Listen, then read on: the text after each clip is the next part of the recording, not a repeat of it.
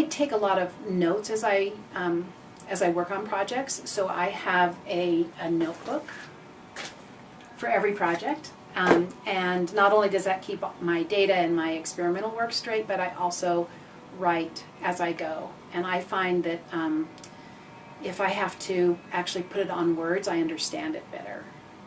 I myself, I read and I have to write just for my learning. For when I'm teaching or learning something that I need to teach, I have to write my own notes. So I go from writing from just the little notes of the list that I have to do, the little notes of what it's easier for me to forget and everything, up to technical writing. So writing, I do it everywhere. So my own sense for writing to learn is that the more you write, the more you learn.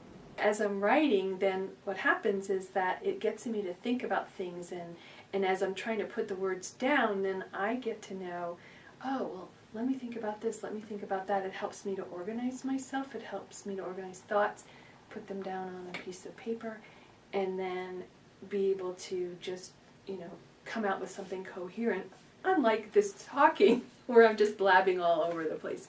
So I find it to be a really useful organizing tool as well as a learning tool for me personally.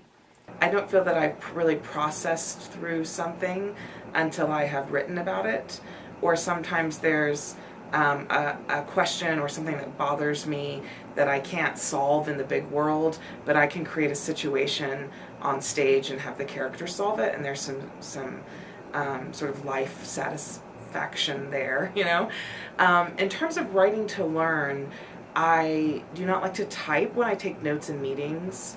I encourage my students to do that too.